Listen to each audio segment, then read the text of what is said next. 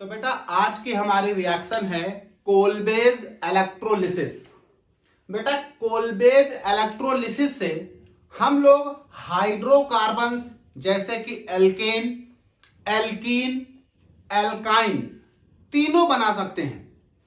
कोलबेज electrolysis में आपको sodium या potassium salt of carboxylic acid लेना होता है और सोडियम या potassium salt of carboxylic acid को इलेक्ट्रोलाइज करा दिया जाता है।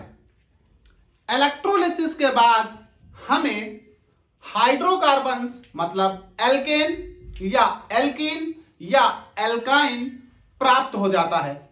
एल्केन कब बनेगा, एल्काइन कब बनेगा, एल्कीन कब बनेगा, ये इस बात पर डिपेंड करता है कि जो आपने सोडियम या potassium salt of carboxylic acid लिया है उसका नेचर क्या है।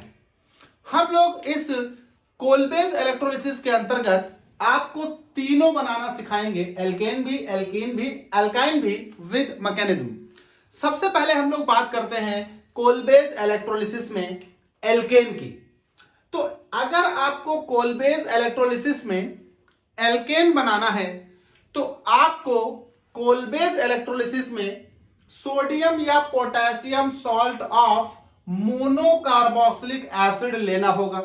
तो अगर हम सोडियम या potassium salt of monocarboxylic acid ले लें तो ये आपके पास हो गया सोडियम या पोटेशियम, तो हमने sodium salt of monocarboxylic acid ले लिया, sodium salt of mono carboxylic acid, दो मॉलिक्यूल। और आपको मालूम है कि अगर आपको सॉल्ट में इलेक्ट्रोलिसिस करानी है तो सॉल्ट को इलेक्ट्रोलाइज करने के लिए उसे किसी ना किसी मीडियम में डिसॉल्व करना होगा। तो हमने इस sodium salt of monocarboxylic acid को डिसॉल्व कर दिया वाटर में। दो मॉलिक्यूल रिएक्शन को बैलेंस करने के लिए लिखा है, एक्सेस ऑफ वाटर में डिसॉल्व करेंगे सोडियम सॉल्ट या potassium salt of monocarboxylic acid को। तो जैसे ही सोडियम या potassium salt of monocarboxylic acid को आप वाटर में डिसॉल्व करोगे, आपके पास सॉल्यूशन आ जाएगा। उसमें आप इलेक्ट्रोड डालोगे और इलेक्ट्रोलिसिस कराओगे। जैसे ही आप इलेक्ट्रोलिसिस कराओगे तो ये लिख देते हैं इलेक्ट्रोलिसिस।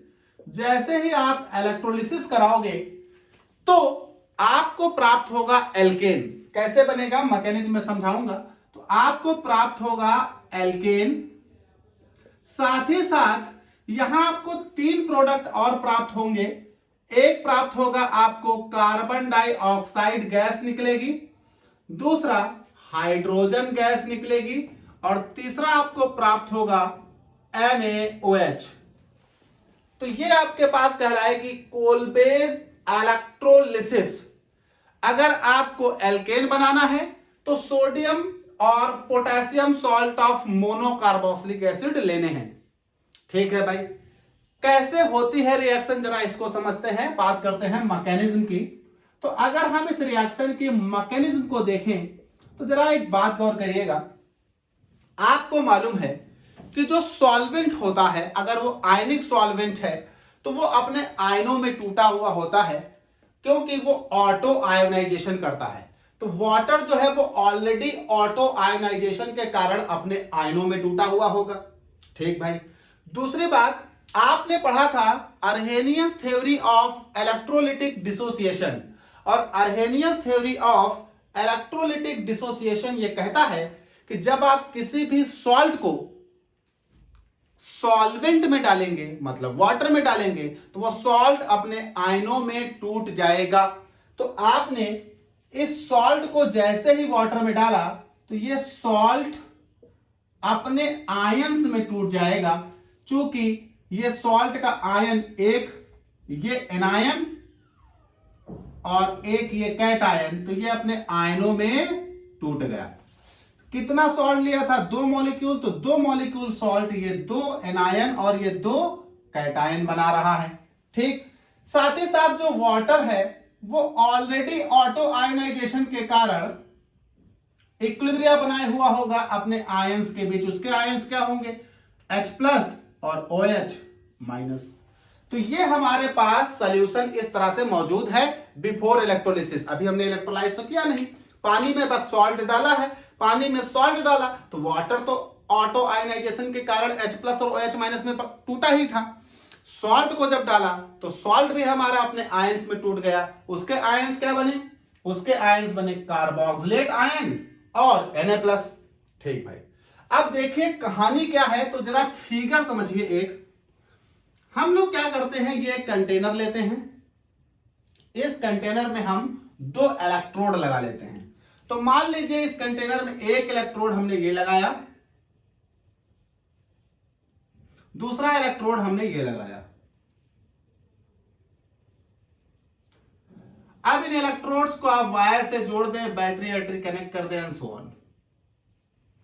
अब जैसे इलेक्ट्रोड में आप इलेक्ट्रिक करंट पास करोगे, एक पर आएगा प्लस चार्ज, एक पर आएगा माइनस चार्ज। चूंकि ये इलेक्ट्रोलिटिक सेल है तो हम क्या करेंगे, इसमें देखिए सॉल्ट हुआ तो ये आयन कौन कौन से मौजूद हैं, एक तो ये, दूसरा Na+,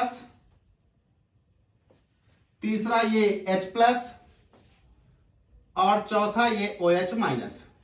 4 आयन से मौजूद हैं इसमें।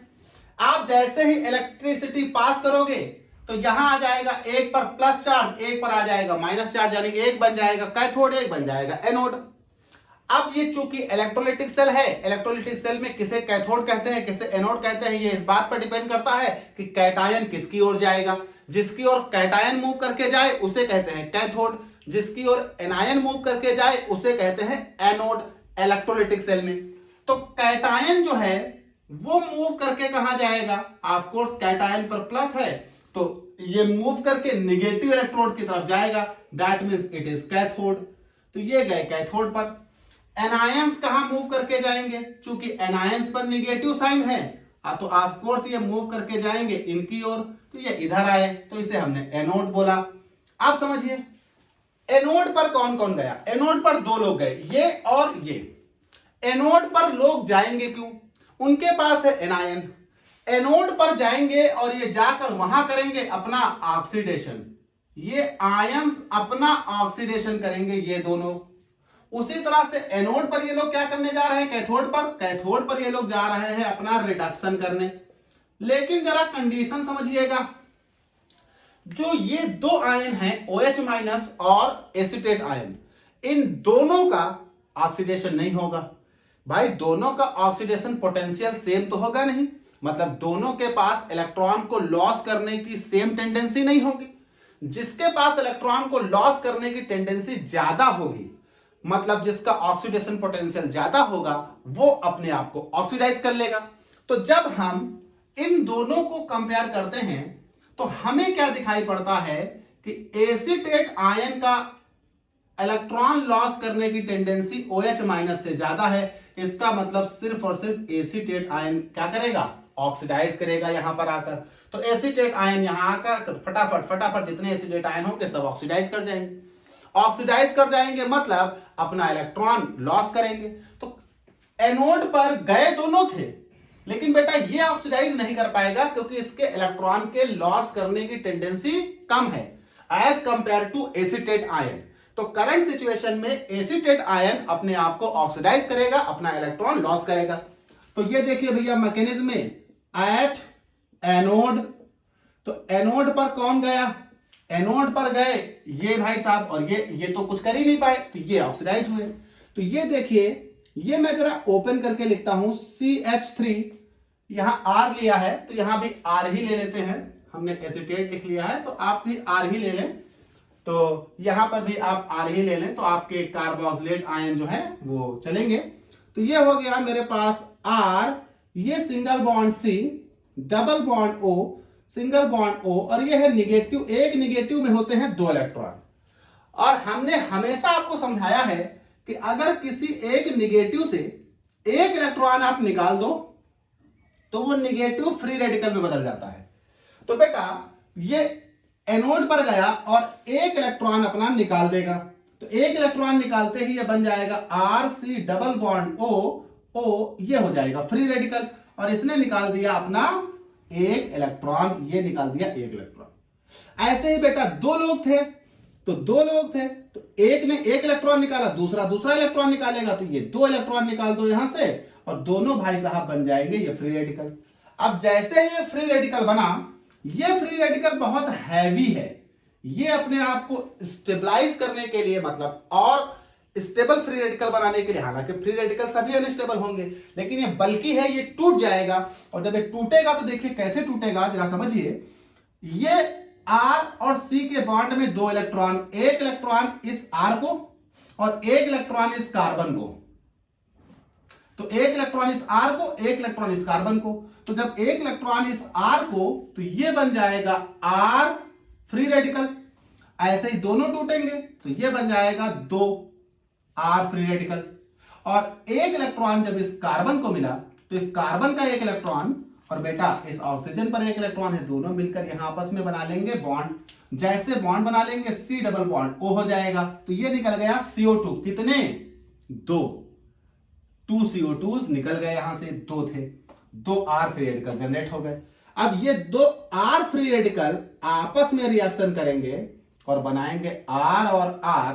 इस तरह से आप देखिए आपको यहां दो चीजें मिल गई, एक तो आपको एल्केन मिल गया और एक आपको कार्बन डाइऑक्साइड मिल गया। ये दो चीजें आपको एनोड पर प्राप्त हो गई। अब एनोड पर आपके पास अभी क्या बचा है? एनोड पर आपके पास अब दो चीजें बची हैं।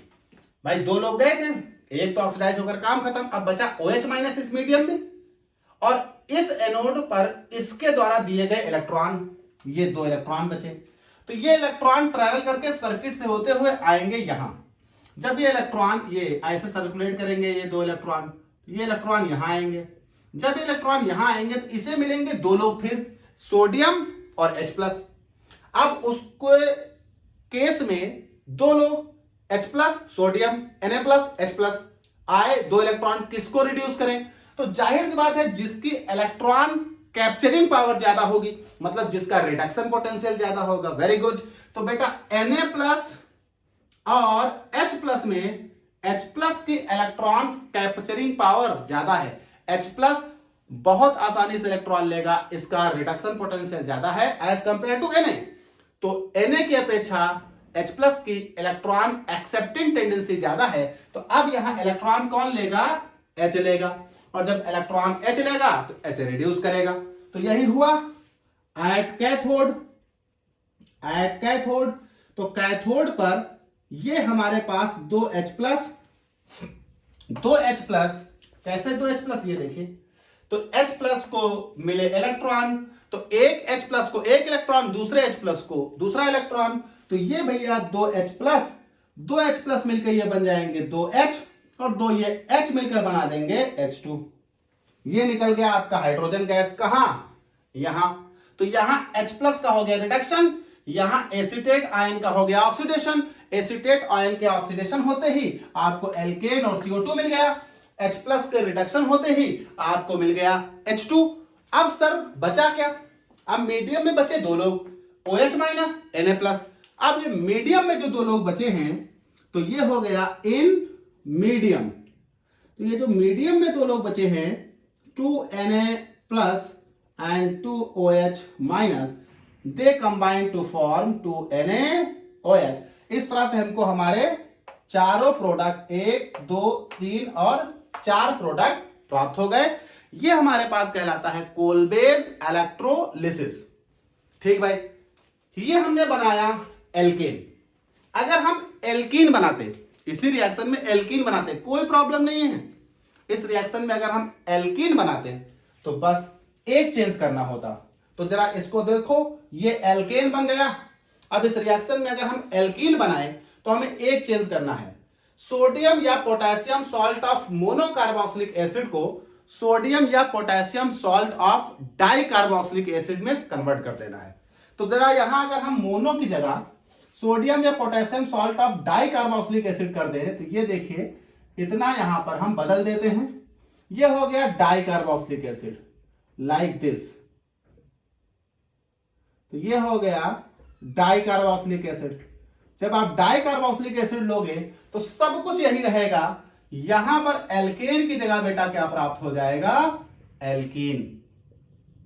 एल्कीन, तो ये आपको एल्कीन प्राप्त हो गई, यहां पर एथीन स्पेशली हमने बना ली, तो एथीन प्राप्त हो गई, एल्कीन। अब जरा गौर करिए, मैकेनिज्म में भी सब यही रहेगा, जरा समझिए, थोड़ा सा परिवर्तन होगा। तो ये मेरे पास यहां क्या हो जाएगा, यहां हो जाएगा CH2 COONA, now CH2 COONA।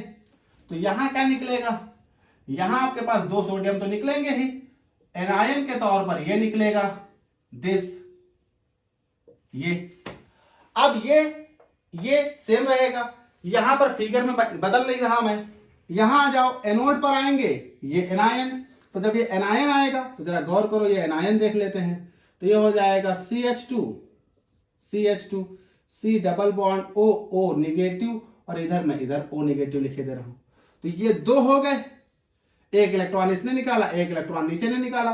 तो अब ये मेरे पास हो गया लाइक दिस, तो ये मेरे पास हो गया CH2 single bond CH2 C double bond O free radical, और ये डबल बॉन्ड O यहां लगा लो। अब जैसे ये टूटा है वैसे नीचे वाला भी टूटेगा, सेम उसी तरह से। तो ये यहां एक इलेक्ट्रॉन, ये बेटा जगह कम है तो यहां एक इलेक्ट्रॉन, और ये यहां, ये मेरे पास, तो ये मेरे पास निकल जाएंगे दो CO2, और ये मेरे पास बच जाएगा CH2 में फ्री रेडिकल, CH2 में फ्री रेडिकल। तो ये मेरे पास बच गया CH2 free radical, CH2 free radical.